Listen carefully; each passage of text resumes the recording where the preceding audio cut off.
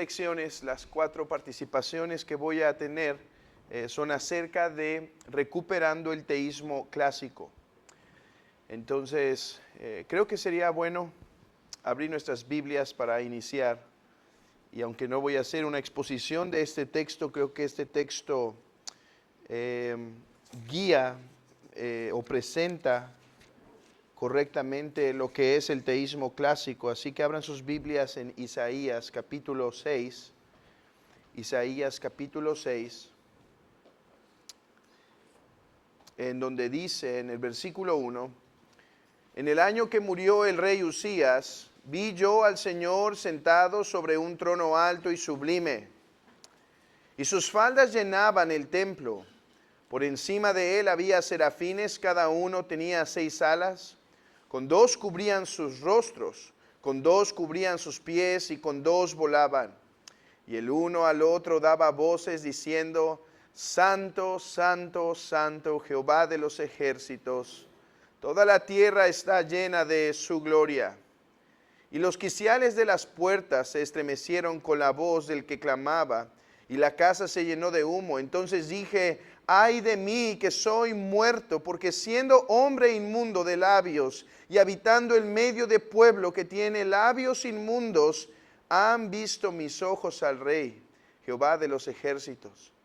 Y voló hacia mí uno de los serafines, teniendo en su mano un carbón encendido, tomado del altar con unas tenazas, y tocando sobre él, con él sobre mi boca, dijo, he aquí que esto tocó tus labios, y es quitada tu culpa, y limpio tu pecado.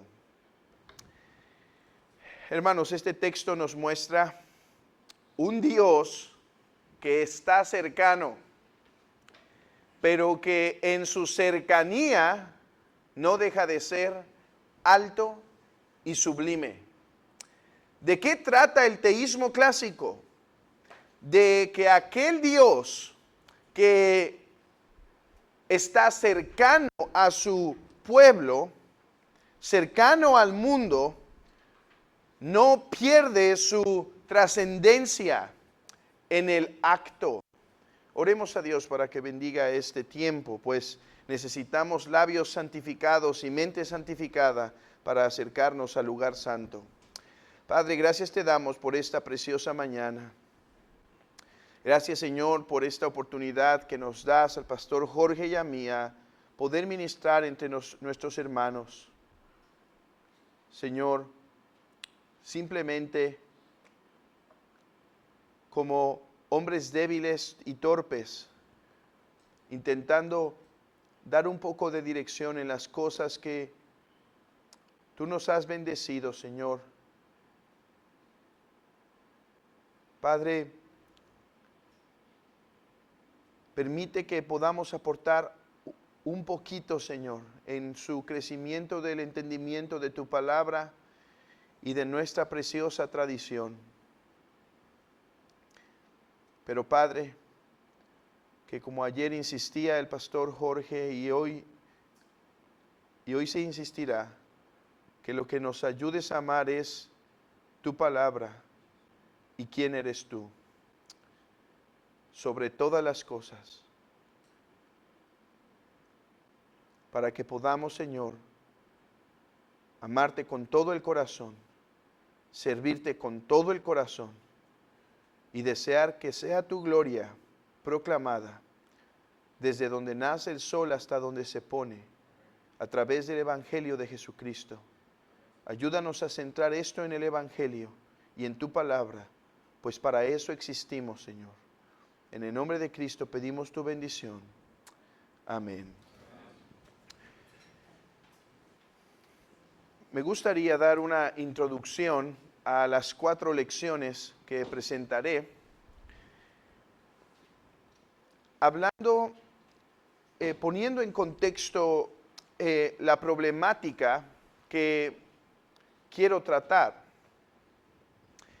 En la reforma de nuestros días, defendemos ciertas doctrinas, pero hemos olvidado algunas otras. En la Reforma particularmente hubo dos doctrinas que tenían que ser defendidas y si era necesario hasta la muerte para el bienestar de la iglesia. Sola Escritura y sola fide. La autoridad de las Escrituras y la suficiencia de la obra de Cristo que se recibe solo por la fe. Hoy en día hay una doctrina por la que debemos luchar del mismo modo que nuestros padres en la fe lucharon por sola Escritura y sola fide.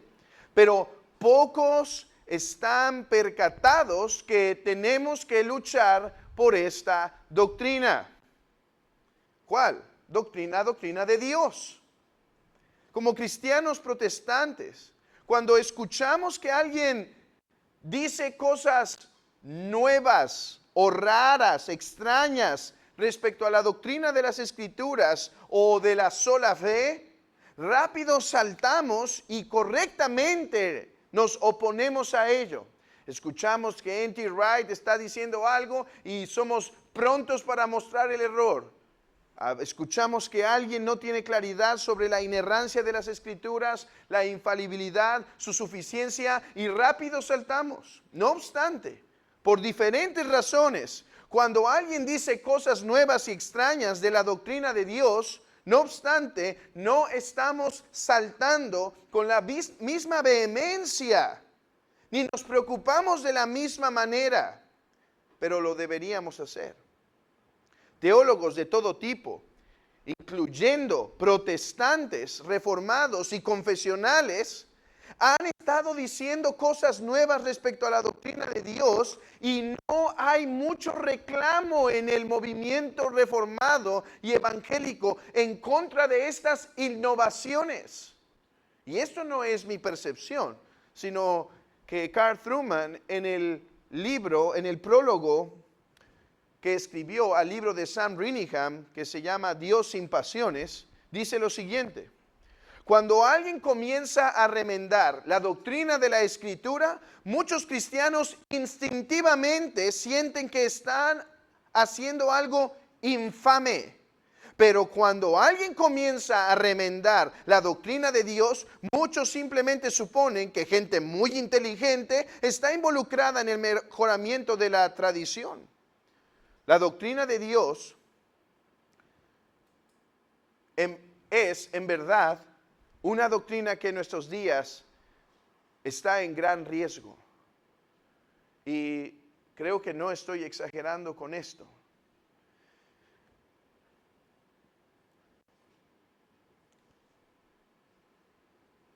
Los protestantes no hablaron mucho de la doctrina de Dios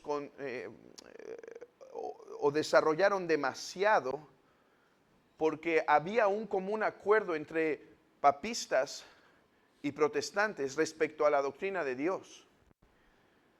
Por eso es que no hay renovación en esas doctrinas. Lo preocupante es que hoy eso es lo que está siendo atacado. ¿Puedo usar el pizarrón? Soy el peor dibujante, aunque me encanta usar pizarrones. Así que, vean esto. En la Reforma Protestante, la doctrina de Dios se presuponía o se tenía en común acuerdo entre reformados y papistas. ¿Y qué hicieron los protestantes? Defendieron la doctrina de la sola fe, sola escritura, como queramos ponerlo en nuestro diagrama, pero defendieron esta tomando del común acuerdo, prácticamente diciendo, a ver, confesamos un mismo Dios soberano, confesamos un mismo Dios inmutable, confesamos un mismo, a la luz de esto, la escritura es así, el lugar de la escritura es este. La justificación debe ser así, debe ser por gracia, porque los protestantes pudieron ir al común acuerdo que tenían en la doctrina de Dios. Hoy en día, este fundamento está siendo atacado.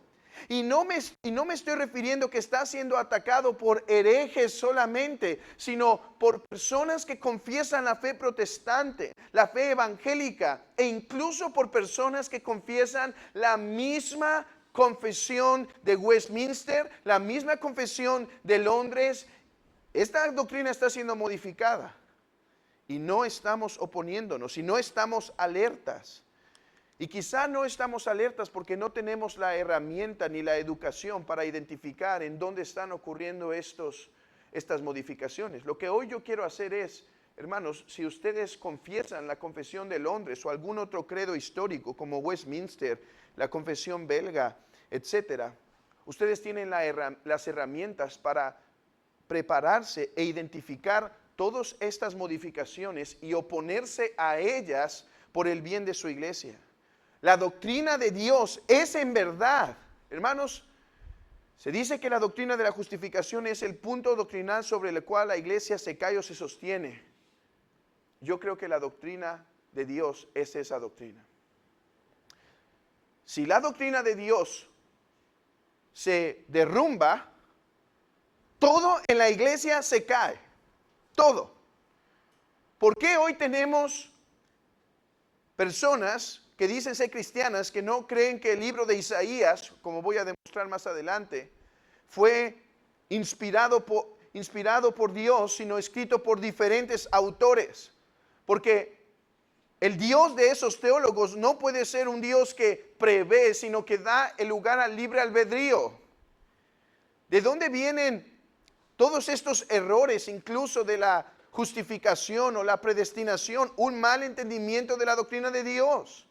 Hermanos, es por eso que he decidido que si voy a enfocar mi vida en algo, en el tiempo que me ha tocado vivir, es la doctrina de Dios en la que quiero trabajar el resto de mi vida, para poder proclamar en mi propia iglesia y en los lugares que el Señor me permita estar, poder proclamar la doctrina de Dios, su gloria y su belleza, su importancia para la iglesia local. Porque sin esto, hermanos, el calvinismo que hemos visto en Latinoamérica no durará ni una generación.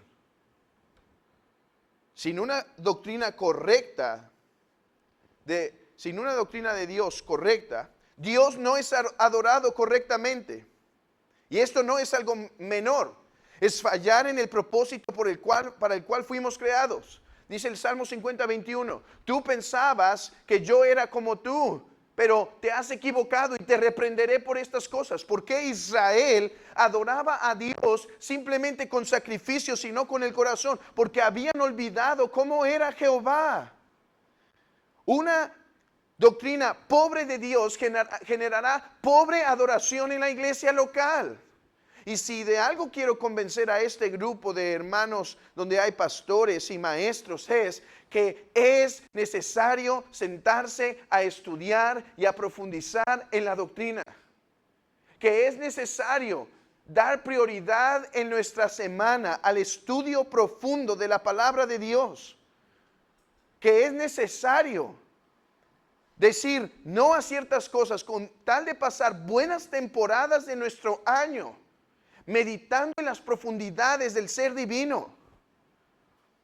En segundo lugar, la iglesia desfallecerá, ya sea por falta del consuelo o por impiedad, pues una iglesia que no conoce a Dios se corrompe, como dice Oseas capítulo 4, versículo 6.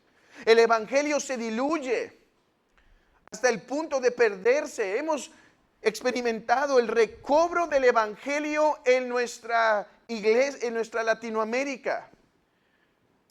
Pero hermanos, el evangelio que recibimos, que estaba un tanto diluido y que ahora se ha recobrado, se volverá a diluir si no vamos a conocer y entender quién es Jehová de los ejércitos. Porque el evangelio sigue siendo el mensaje de Dios que dice que la ira de Dios se revela desde el cielo y que el amor de Dios se ha derramado. El evangelio se pierde, se corrompe, la doctrina de las escrituras se tergiversa, incluso como reformados y protestantes y bautistas confesionales estamos preocupados por la eclesiología y bien hacemos. Pero si no hay un fundamento fuerte en la doctrina de Dios, no tardará mucho para que la eclesiología se vuelva a corromper. Hay una razón por la cual la doctrina de Dios está al principio de la confesión. Hay una razón por la cual la doctrina de Dios está al principio de la confesión y el capítulo 26 de la iglesia está hacia los finales. ¿Por qué?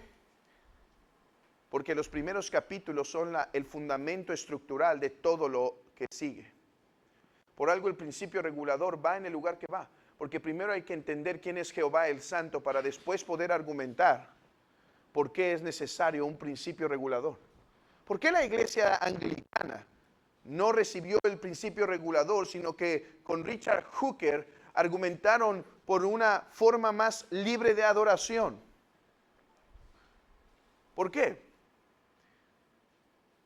Yo creo porque la cristiandad empieza a relajar lo que es la gloria de Dios. En ciertos contextos evangélicos me sería muy difícil argumentar por el teísmo clásico sin dar una introducción bastante densa. Pero yo aquí con ustedes no tengo que hacer un trabajo previo porque ustedes confiesan los credos y confesiones necesarios para hacerlo. Los que estamos aquí, la mayoría, confesamos el credo de los apóstoles, el credo niceno, la definición de Calcedonia, confesión de Londres de 1689, y nos podemos adherir con gusto a grandes partes de Westminster, la declaración de Saboya, así como el catecismo de Westminster, menor y mayor, y otros catecismos históricos. Así que, tomando de eso, yo puedo decirles, hermanos, recuperemos el teísmo clásico que está en nuestra confesión de fe. En otro contexto tendría que hacer más trabajo para decir, ok, ¿y por qué deberíamos recobrar el teísmo clásico? Bueno, aquí puedo decir, mis hermanos, porque el teísmo clásico es aquel que se confiesa en nuestra confesión de Londres de 1689. Solamente mi trabajo será proveerles algunas herramientas para que ustedes puedan ir y profundizar en eso que ya confiesan, en eso que ya tienen. Y haré esto a través de 4 sencillas, no tan sencillas exposiciones, pero 4 puntos. Un llamado a recuperar el teísmo clásico, en primer lugar. En segundo lugar, un prolegómenos al teísmo clásico. No se preocupen, después explico qué es prolegómenos. 3, la doctrina de la simplicidad como ejemplo clave del teísmo clásico. Y 4, el teísmo clásico y la riqueza trinitaria de la Confesión de Londres de 1689. La consubstancialidad, la simplicidad y las relaciones de origen que se confiesa en la Confesión de Londres. Yo les quiero demostrar en esta última lección, que quizás será la más difícil de todas, que sin un teísmo clásico fuerte y un conocimiento sólido de la tradición patrística y medieval, ni siquiera podemos entender nuestro capítulo 2, párrafo 3 de la Confesión de Londres.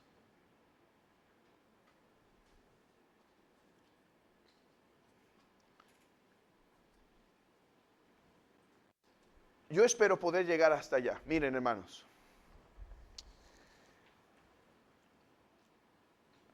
Yo quiero que se lleven algo y lo entiendan.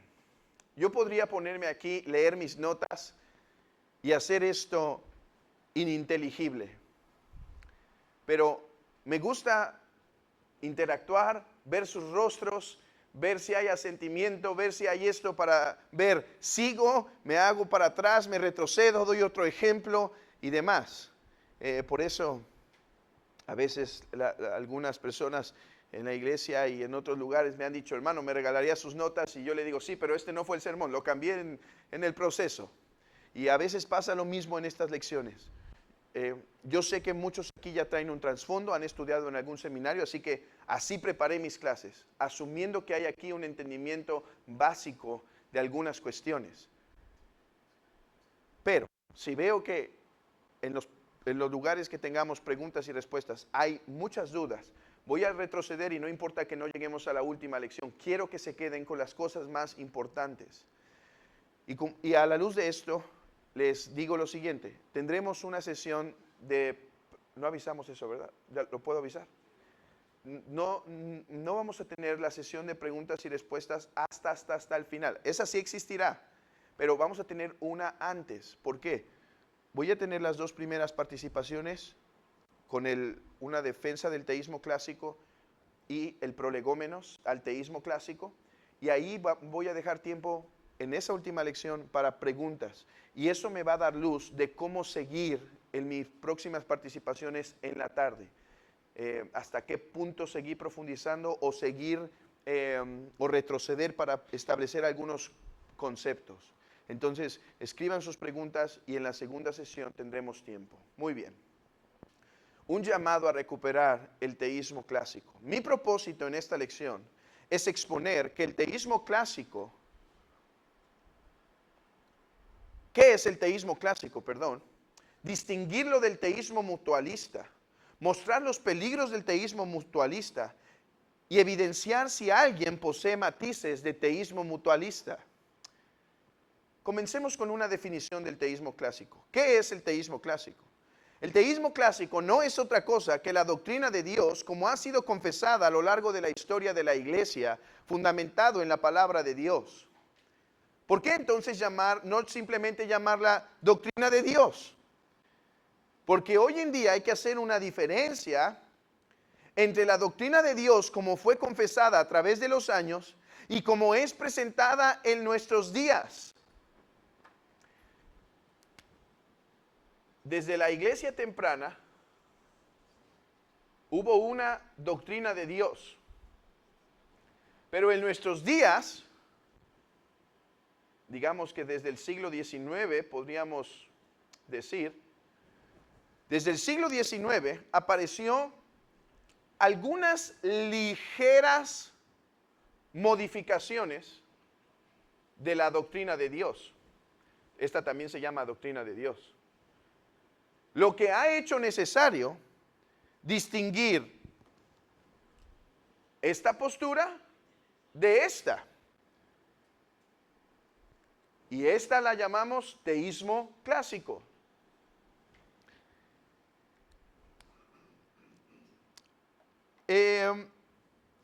Así como hoy debemos llamar la postura escatológica, posturas escatológicas como amilenialismo, como posmilenialismo, cuando quizá en la mente puritana en el siglo XVII estas dos no estaban tan claramente distinguidas, pero con el paso del tiempo se ha hecho más desarrollo y entonces se necesitan nombres específicos para catalogar posiciones escatológicas particulares. O así como fue necesario decir, bueno, me adhiero a la postura calvinista en lugar de la postura arminiana, aunque lo que queremos decir es que somos paulinos. Así también se usa el teísmo clásico por causa de necesidad y no porque tengamos un amor a los nombres, sino para distinguir las diferentes formas en las que hoy se confiesa la doctrina de Dios. Una, lo que llamaremos teísmo mutualista, que es esta modificación de la doctrina de Dios, y otra, teísmo clásico, que es la forma en la que ha sido la fe confesada. Analicemos en primer lugar qué queremos decir por teísmo. Definamos nuestros términos. Fue el escolástico Boecio y después algunos otros que dijeron que la mejor forma de establecer una lección es por definir términos. Así que comencemos con eso. ¿Qué es teísmo? El término simplemente hace referencia a uno que confiesa que hay un Dios y que este Dios es el creador del cielo y de la tierra. Un teísta es eso. Por clásico se quiere enfatizar una tradición particular sostenida a lo largo del tiempo por la iglesia y que nuestra confesión tiene. Hermano, ¿eres 1689 Westminster cánones de Dort, Heidelberg, todo eso, bueno, ya eres teísmo mutualista antes de esta clase, teísta clásico antes de esta clase. Lo que te voy a ayudar solamente va a ser a ser consistente con tu teísmo clásico, y es todo. El teísmo clásico es una postura teológica respecto a la doctrina de Dios, la cual, buscando ser fiel a la Biblia, vean esto, no disminuye, modifica o remueve la trascendencia de Dios al describir y confesar su inmanencia o cercanía. Leímos Isaías 6 y vimos un Dios que es cercano, y no acabamos de leer el capítulo, pero en el capítulo habla de cómo Dios vendría y juzgaría, se acercaría y se metería en los asuntos de los hombres. Tenemos un Dios que es cercano. En teología eso llamamos que es un Dios inmanente, está cercano. No obstante, confesamos que en el acto de acercarse, Él continúa siendo trascendente. Así que no disminuye, modifica o remueve su trascendencia al acercarse. Edward Fisher describe el teísmo clásico de la siguiente manera. Me parece que lo más fundamental del teísmo clásico, dice él, es la noción de Dios como aquello que es supremo, absoluta y metafísicamente. No se preocupen, entenderán esto después. Solo sepan que metafísica no tiene que ver con viajes ancestrales aquí, ¿ok?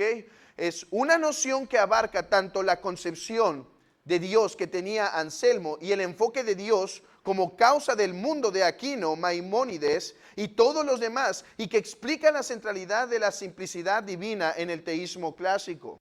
Edward Fisher, en otro artículo que se llama ¿Qué es el teísmo clásico?, insiste sobre este punto. Lo más significativo del teísmo clásico es que Dios es el ser más absoluto. ¿Qué va a confesar el teísmo clásico? Dios está cercano. Sí, Dios está tan cercano que se hizo hombre en la segunda persona de la divinidad.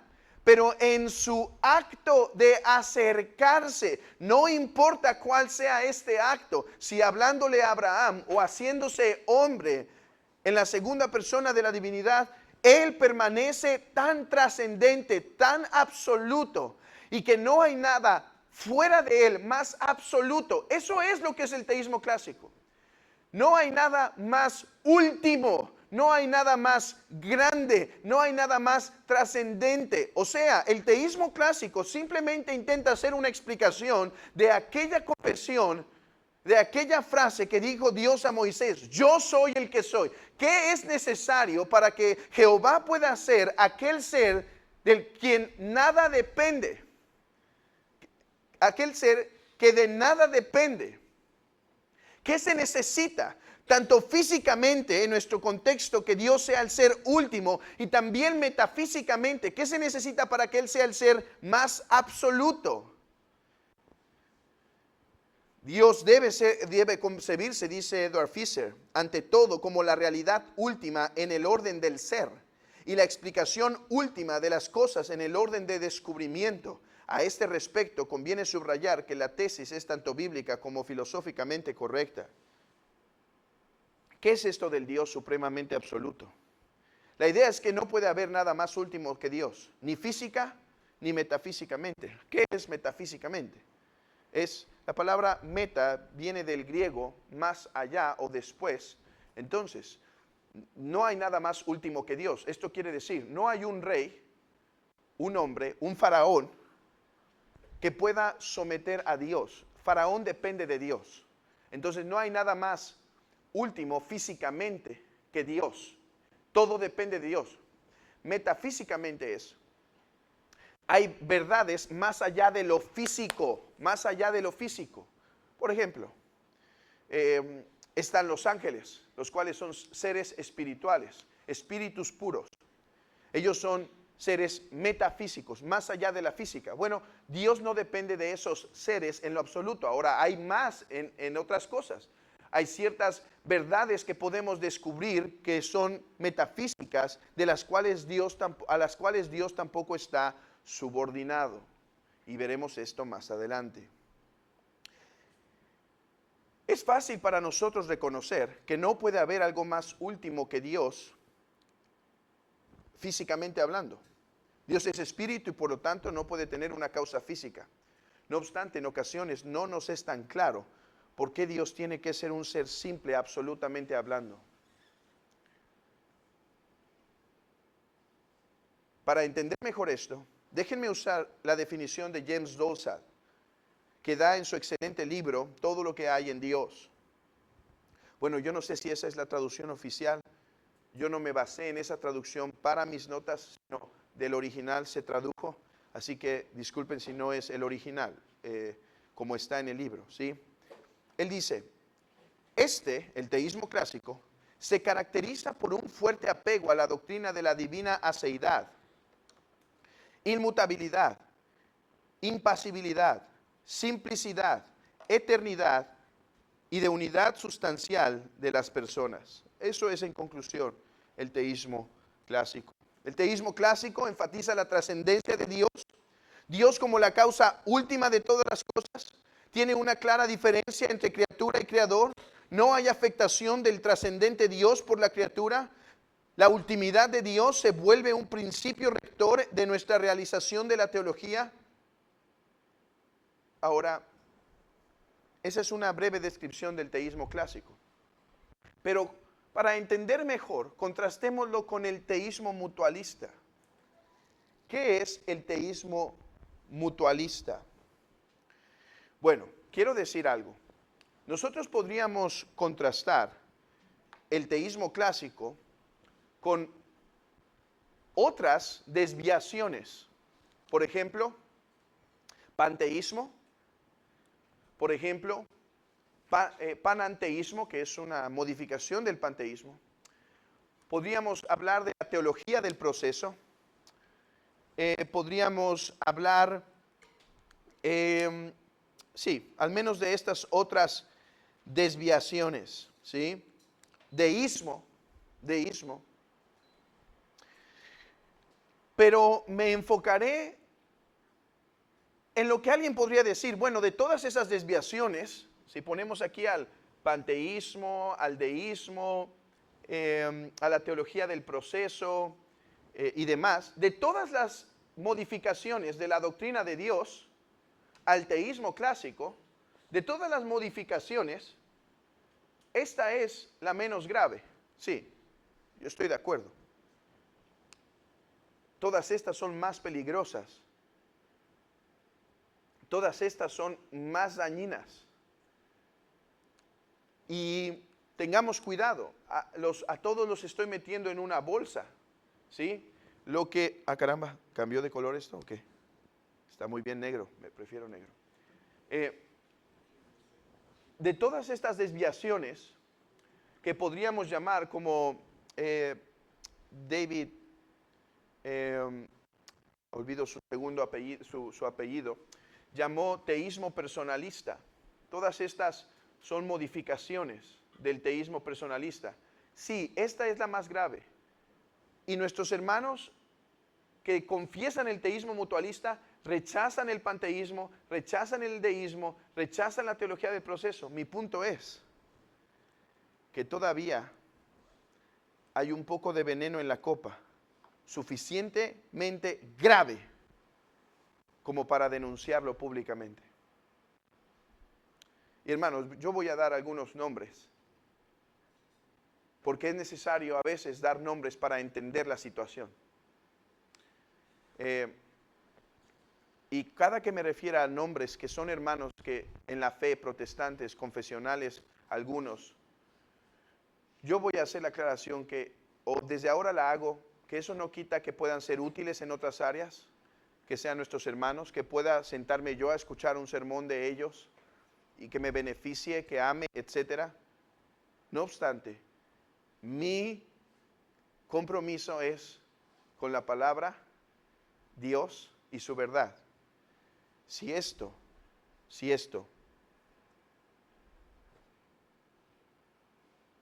quita amigos, relaciones y demás, que yo creo que no debe ser, si no podemos hacer esto en el marco del diálogo sano, pero si lo hace, está bien. Hermanos, tengo una fuerte carga. Que si los reformados confesionales protestantes de Londres, de Westminster, que ahora estamos en Latinoamérica intentando proclamar la verdad de Dios, si no recuperamos el teísmo clásico, mi preocupación es que esta reforma no durará ni una generación, se volverá a corromper. ¿Cómo es que en los grandes seminarios de Estados Unidos se llegó a caer en el liberalismo teológico? Todo comienza con ceder aquí un poquito. Y por eso, hermanos, es que esta es mi carga y lo que deseo compartir en todo lugar que voy. Necesitamos recuperar el teísmo clásico. Pero hablemos un poco del teísmo mutualista. En contraste, dice James Dolzal, en contraste a esta perspectiva más antigua de un Dios radicalmente independiente, simple y puramente actual, después entenderán qué significa puramente actual. No es que es actual en el sentido, estás actualizado, sino este es un término filosófico. Y después entenderemos. Se encuentra el nuevo enfoque del mutualismo teísta, llamado por algunos teísmo personalista. Con el afán de representar a Dios más cercano, los teístas mutualistas insisten que Dios está involucrado en una relación genuina de dar y tomar con las criaturas. El teísmo mutualista es un esfuerzo de hacer a Dios más relacional, más significativo. Dijo un autor llamado Michael Dodd, es la tentación del teólogo de hacer la luz del misterio más accesible y al hacerlo bajar la trascendencia de Dios solo por hacerlo más significativo para el mundo. Déjenme ser radical con el inicio y después mostrar cómo esto está en nuestras filas. Acaba de morir un teólogo llamado Moltmann, Jürgen Moltmann. Este teólogo vivió durante tiempos de guerra y él escribió un libro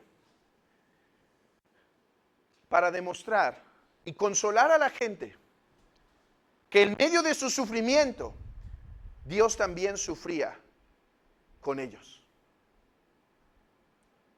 Eso parece ser predicable, o sea, parece mover el corazón. Eso parece ser efectivo en un domingo en la mañana en donde tenemos personas enfrente de nosotros que están pasando por pruebas, enfermedades, hijos desobedientes, etcétera. Y parece ser un sermón que predica, que mueve. Y no te preocupes porque cuando sufres, cuando estás en dolor, Dios también sufre contigo, decía él.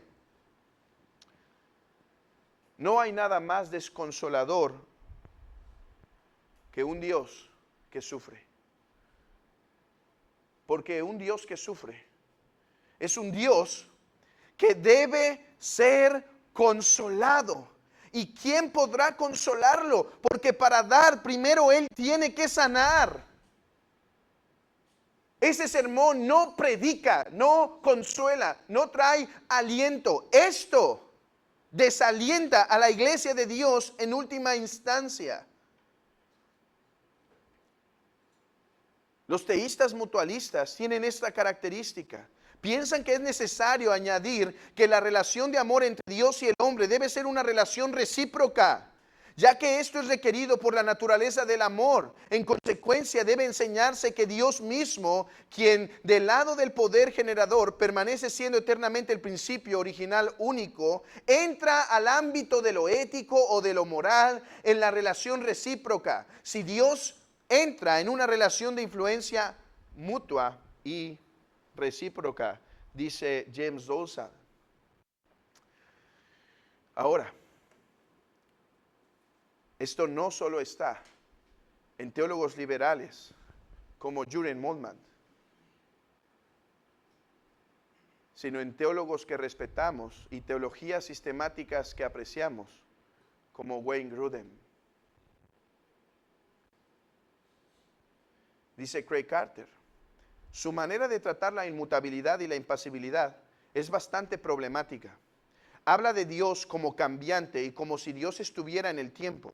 Dios actúa y siente emociones y actúa de forma diferente en respuesta a diferentes situaciones. Bruce Ware, del Southern Baptist Theological Seminary, sigue este mismo camino. Y no es casualidad que ambos confiesan la subordinación eterna del Hijo. ¿Han escuchado ese término? Seguramente. ¿Han escuchado quizá un ejemplo? Yo llegué a usar subordinación eterna del Hijo. Yo llegué a usar este ejemplo. Hermana, te debes someter a tu esposo. Y eso no te quita dignidad. De hecho, el Hijo siempre se ha sometido al Padre. Siempre ha estado subordinado. Y Él no es menos Dios que el Padre. Él siempre ha sido Dios de Dios, pero subordinado eternamente al Padre.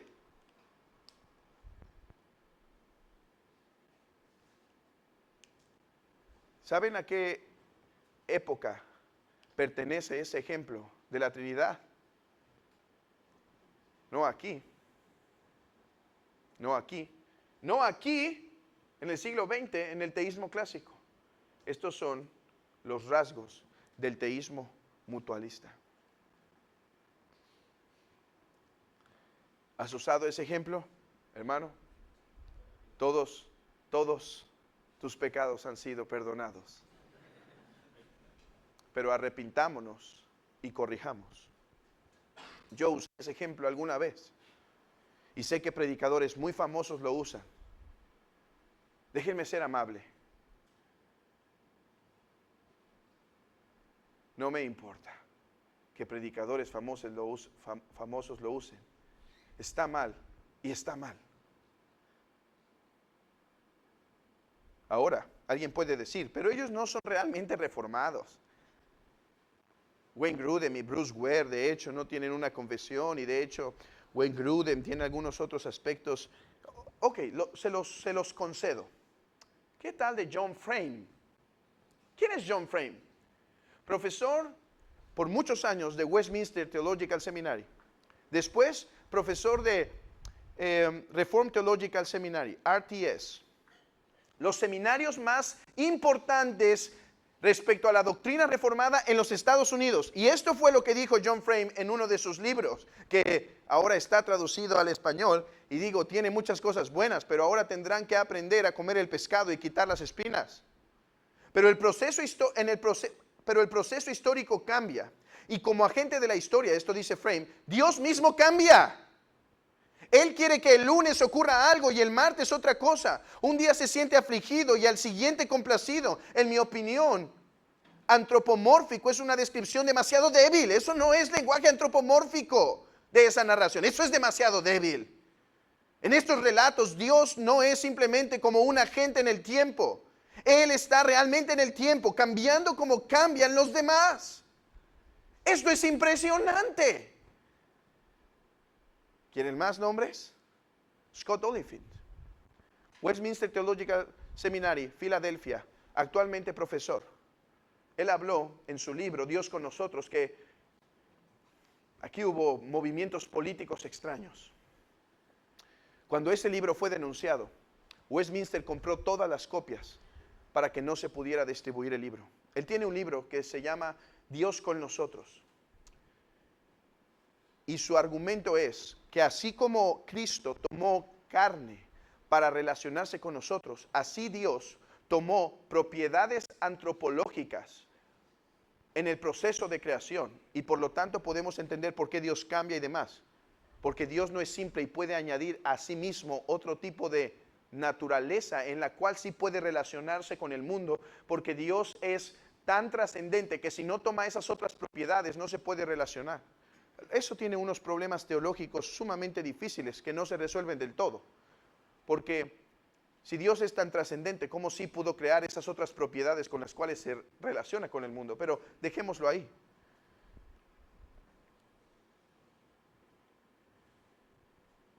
Y puedo dar más nombres, porque alguien dirá, hermano, pero ellos son presbiterianos. quiero decirles algo. En mi biblioteca tengo más presbiterianos que nada, y esos no son presbiterianos del pasado.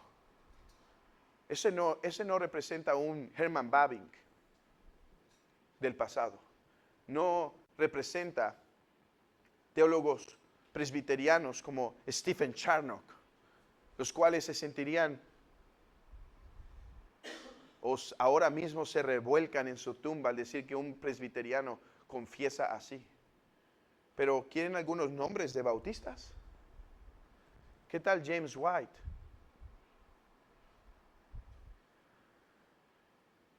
¿Qué tal Owen Strachan? Hay 2, 3 libros traducidos de él en el español, al español. ¿Qué tal el presidente de un seminario reformado, Reformed Baptist Theological Seminary, Bob González? ¿O qué tal Jeffrey Johnson con su nuevo libro en donde se opone abiertamente al teísmo clásico?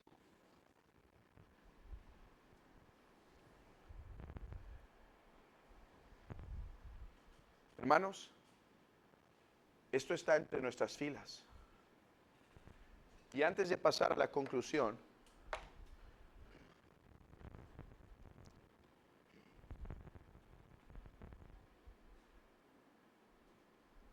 responde esto en tu mente. Es un examen para ver si eres teísta mutualista.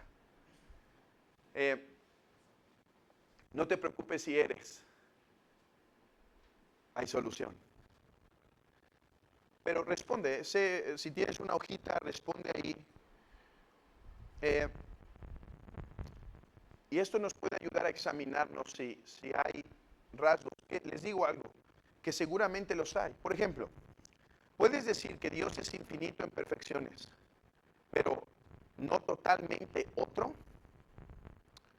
Dios en alguna manera cambia en su relación con el mundo, en alguna manera. Dios cambió de ser creador, de no ser creador a ser creador, de ser no salvador a ser salvador. Dios cambió en eso. La simplicidad es un atributo primordial en tu entendimiento de Dios. Los ángeles son seres simples, sin composición, pero son simples como Dios. Ahora, tú podrías decir algunas de estas sí y algunas de estas no. Ahora, las que digas que no, otra pregunta sería, ¿puedes responder por qué no? ¿Cuál es la diferencia entre la simplicidad del ser divino y el ángel? ¿Dios puede cambiar si lo desea? Porque Él es soberano y todo lo puede. ¿Dios realmente cambió en la encarnación? ¿En alguna manera cambió Dios en la encarnación? ¿El Hijo es eternamente subordinado al Padre, así como la iglesia a Cristo y la mujer al esposo? ¿Dios no tiene pasiones, pero sí emociones? No, ok, no pasiones malas, pero sí tiene emociones. ¿Eres uno que cree que no debemos hacer uso de la teología natural en la doctrina de Dios, sino solo con la Biblia? ¿Dios tiene 3 voluntades porque es 3 personas? Si contestaste que sí, al menos a una de estas, hay teología mutualista en tu confesión. Mi propósito con la próxima lección será darle las herramientas para combatir esto. ¿Por qué? Porque nuestra confesión, que creemos que está fundada en la palabra de Dios, diría a todas estas, no, no, no, no. Y a lo mejor tú dijiste a todas estas no, pero no puedes explicar quizá todas por qué no. Quiero ayudarles en eso, mis hermanos. ¿Quieren ver un ejemplo del teísmo clásico? abran sus confesiones, si las traen, en el capítulo 2, y a mí préstenme una, por favor, porque yo no la traje. En el capítulo 2, párrafo 1. El Señor nuestro Dios es el único Dios vivo y verdadero, cuya subsistencia está en Él mismo y es de sí mismo, infinito en ser y perfección, cuya esencia no puede ser comprendida por nadie sino solo por Él mismo. Es espíritu purísimo, invisible, sin cuerpo, partes, ni pasiones. Es el único que tiene inmortalidad y habita en luz inaccesible, que es inmutable, inmenso, eterno, inmensurable, todopoderoso, infinito, en todos los sentidos, santísimo, sapientísimo, libérrimo, absolutísimo, que obra todas las cosas conforme al consejo de su voluntad y justísima voluntad, para su propia gloria. Es amantísimo, clementísimo, misericordiosísimo, longanimísimo, abundantísimo en la bondad y verdad, que perdona la iniquidad, la transgresión y el pecado, remunerador de los que le buscan con diligencia, pero también justísimo y terribilísimo en sus juicios, que odia todo pecado y que de ninguna manera tendrá por inocente al culpable. Capítulo 2, párrafo 2. Dios, teniendo en sí mismo y de sí mismo toda vida, gloria, bondad y bienaventuranza, es el único todo suficiente en sí mismo y para sí mismo, no teniendo necesidad de ninguna de las criaturas que ha hecho, ni derivando ninguna gloria de ellas, sino manifestando solamente su propia gloria en ellas, por medio de ellas, hacia ellas y sobre ellas. Él es la única fuente de todo ser, de quien por medio, de quien, por medio de quien y para quien son todas las cosas, teniendo sobre todas las criaturas más soberano dominio para hacer por medio de ellas, para ellas o sobre ellas todo lo que le agrade. Todas las cosas están al descubierto y desnudas ante sus ojos. Su conocimiento es infinito, infalible e independiente de la criatura, de modo que para él no hay ninguna cosa contingente o incierta. Es santísimo, es todos en todos sus consejos, en todas sus obras y en todos sus mandatos. A él se le debe por parte de los ángeles y los hombres toda adoración, todo servicio u obediencia que como criaturas deban al Creador, y cualquier cosa adicional que a él le plazca demandar de ellos. Esto es teísmo clásico, que ya confiesas a través de Londres 1689. Conclusión. La confesión de Londres de 1689 confiesa el teísmo clásico y no el teísmo mutualista. Si para nosotros la confesión es un buen resumen de la enseñanza bíblica, entonces el teísmo clásico es una postura bíblica de la doctrina de Dios. El teísmo mutualista se aparta de la confesión y de la Biblia. No podemos ceder en nada en este punto. El teísmo mutualista, tarde o temprano, te llevará a un falso Dios, porque si cedes en algo pequeño, todo se ve contaminado, hasta que tengamos un Dios que no es Jehová de los ejércitos, sino algo hecho conforme a la imagen del hombre. ¿Qué crees que llevó al liberalismo? Considera este ejemplo para que veas la gravedad, hermano. En el libro de Contemplando a Dios, con la gran tradición de Craig Carter, en donde demuestra que un pequeño ceder en la doctrina termina en algún momento incluso negar la inspiración de las Escrituras. El supuesto teólogo, dice Craig Carter, Moberly, parece que el futuro está abierto y que tanto Dios como la criatura operan dentro del tiempo y el mismo plano. Este punto de vista es una forma de personalismo teísta que considera a Dios como un ser entre los seres, y esta concepción de Dios es incompatible con el teísmo clásico. En la ortodoxia clásica, Dios y la criatura actúan en planos distintos. Dios está fuera del tiempo y es completamente soberano sobre él. El teísmo clásico realmente predica.